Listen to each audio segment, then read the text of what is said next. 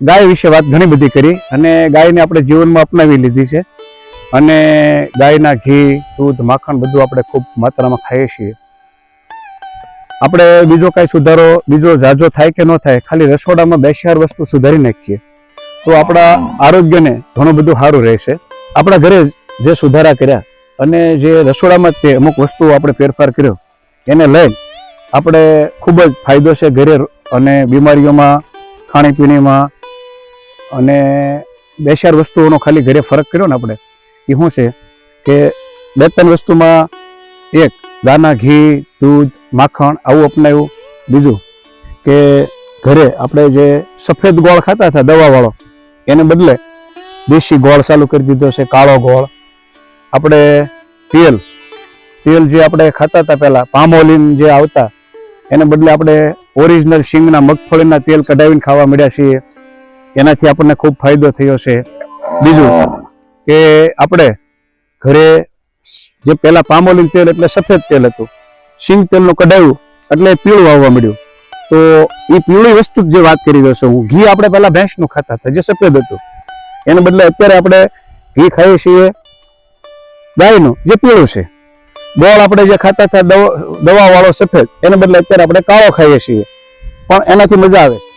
આ બધી વસ્તુ કરવાથી આપણા ઘરે નાના મોટા દવાખાના આમ ગણીએ તો નહીવત થઈ ગયા છે.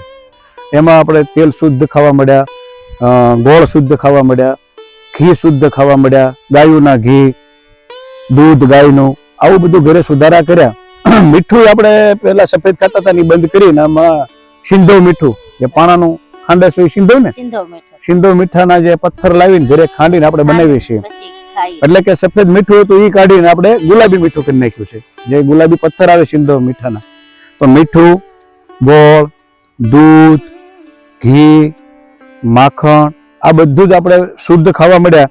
એટલે આપણે પોતાનો જ ફાયદો એ થયો છે કે આપણા ઘરે આમ તો નાના મોટા દવાખાના બંધ થઈ ગયા, નાના મોટા બધા દવાખાના બંધ થઈ ગયા અને ગાયનું દૂધ અમે ખાઈએ છીએ, ગાયનું ઘી ખાઈએ છીએ. તો આ ગાયોની જે બધી વસ્તુ છે એ બધું જ આપણે અપનાવવાથી આપણને ખૂબ આરોગ્યને લગતા ફાયદા થયા છે. કેમ, બરાબર વાત છે ને? હા, બહુ સારી વાત છે. આપણે બહુ ફાયદા થયા.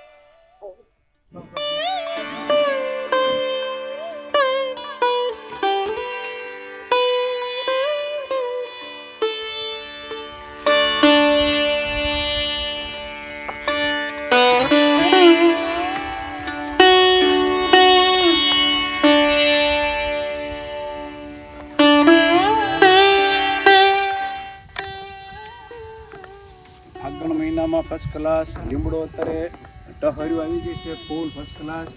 આ લીમડો કૂણો લીમડો આ ગાયોને આપણે આપીએ અને આ ગાય લીમડો ખાશે. એને જે ઔષધની કડવાટની જરૂર હોય ને એ એને મળી રહે એમાં લીમડામાંથી, અને એમાંથી તત્વો પણ મળે છે અને એ આપણને દૂધમાં આવે એ પણ પાછા ગુણકારી જ છે. તો આપણે બધી ગાયોને લીમડો આપવો છે અને લીમડો આપણે કેમ ઓહળ ખાતા હોય એવી રીતે ફર્સ્ટ ક્લાસ કડવાટના રૂપમાં ગાયને જેટલા માત્રામાં જોઈએ ને એટલા માત્રામાં એ લઈ લઈશું.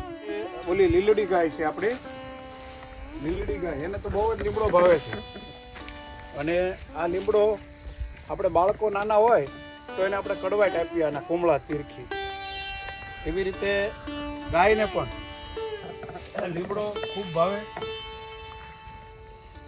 અને લીમડા પાછા ઓર્ગેનિક, એના સાણ મૂત્ર એના મૂળીએ મળે રોજ લીમડાને અને લીમડાની નિષેધ ગાયો રહે. અને આ પહેલા પ્રથમ તો અહીંનું વાતાવરણ જોવો ને તમે, જો આપણે અહીંયા બેઠા બેઠા વાતો કરીએ છીએ આ બધી ગાયો અહીંથી પસાર થાય. આમ જો અંદર સામેની સાઈડ તો આ રોજડા ને બધા આમ જો કેવા કુદાકુદ કરે, હરણના બચ્ચા નાચતા હોય એવું કેવું મસ્ત મજાનું વાતાવરણ છે.